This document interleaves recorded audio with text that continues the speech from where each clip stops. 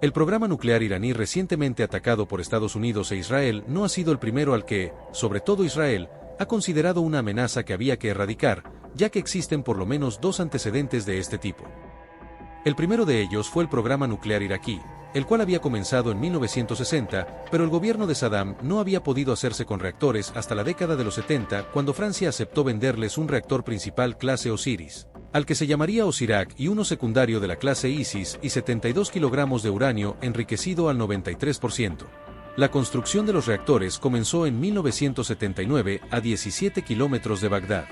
El acuerdo entre ambos países prohibía explícitamente al gobierno iraquí el uso de su tecnología para fines militares y se usarían solo para investigación y producción de energía.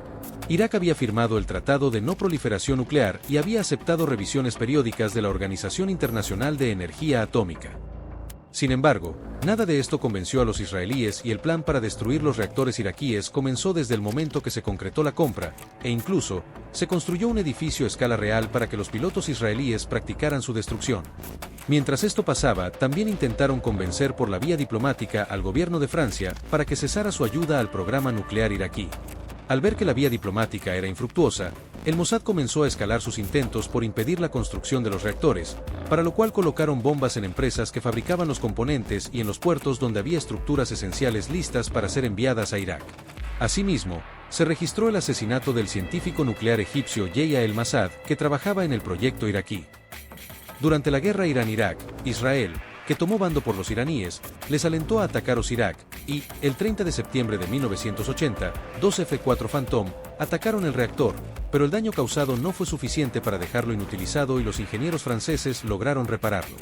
Fue entonces que se decidió realizar el ataque antes de que el reactor estuviera operativo y cargado con combustible nuclear que provocara contaminación en la región, lo que se estimaba para finales de 1981.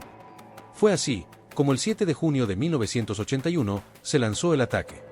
Se eligió un domingo por la tarde porque se estimaba que habría poco personal en las instalaciones y las bajas serían pocas, aunque realmente el sitio estaba lleno de trabajadores de diferentes nacionalidades. 6 cazas F-15 BAS y 8 F-16 Nets, cargados al máximo con armas y combustible, partieron hacia Irak y recorrieron 1.600 kilómetros sin ser detectados sobre espacio aéreo jordano y saudí. Se cree que habían acordado con los iraníes aterrizar en su territorio si algo salía mal. Una vez entraron en el espacio aéreo iraquí, el escuadrón de ataque descendió a solo 30 metros de altura para evitar los radares iraquíes. Luego ascendieron y soltaron 16 bombas Mark 84, de las cuales, por lo menos 8 impactaron en la cúpula del reactor. Ascendiendo rápidamente y ya bajo fuego de las defensas antiaéreas iraquíes que no alcanzaron a ninguno de los aviones hebreos.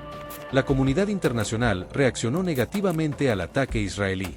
Dicha reacción se puede condensar en la Resolución 487 del Consejo de Seguridad de las Naciones Unidas, en la que incluso los Estados Unidos votaron a favor y en donde hubo una condena enérgica acompañada de un reconocimiento del derecho de Irak de establecer programas de desarrollo de energía nuclear. Como resultado del ataque, murieron 10 soldados iraquíes y un científico francés.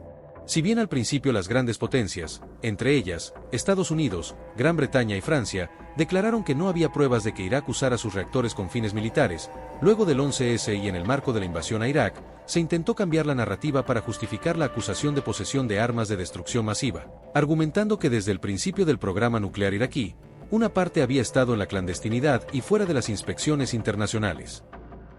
La Operación Huerto no fue un ataque directo al programa nuclear sirio, sino una supuesta instalación nuclear clandestina con fines militares que había sido instalada con ayuda de científicos norcoreanos.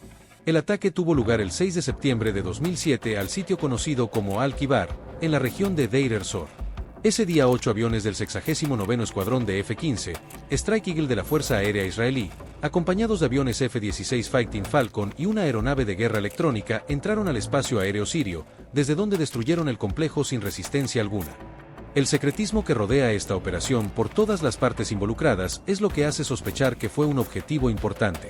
Al principio no hubo mayor trascendencia, pues se informó que se trató de un depósito de armas de Hezbollah, pero el 30 de septiembre el Washington Post comenzó a hablar de una instalación nuclear norcoreana detectada por la inteligencia estadounidense, que Israel había destruido. Corea del Norte por su parte condenó la incursión israelí, algo que llamó la atención, ya que esa clase de incursiones israelíes son comunes en la región y Corea del Norte nunca se había pronunciado al respecto.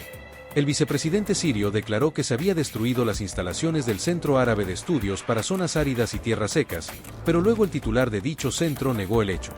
El presidente Bashar al-Assad, por su parte, declaró que se había destruido una fortificación militar vacía y en construcción. El 14 de octubre el New York Times publicó que el sitio era un reactor nuclear construido por norcoreanos, de los cuales, un gran número habían muerto en el ataque. El gobierno israelí no hizo mayores declaraciones y prohibió a la prensa nacional investigar más sobre el ataque. Por su parte, el asesor de Benjamín Netanyahu declaró: "Sé lo que ocurrió, y cuando salga a la luz dejará boquiabierto a todo el mundo". Las autoridades sirias se apresuraron a desmantelar los restos del edificio y en 2011 la Organización Internacional de Energía Atómica concluyó en una investigación que las características del edificio destruido y el sitio no podrían haber cumplido el propósito declarado por Siria y, por lo tanto, es muy probable que el edificio destruido fuera un reactor nuclear. Y así, gran parte de los hechos en torno a esta operación siguen siendo un misterio. ¿Qué opinas al respecto? ¿Crees que Israel actúa correctamente al atacar preventivamente aquello que considera que puede convertirse en una amenaza para su existencia?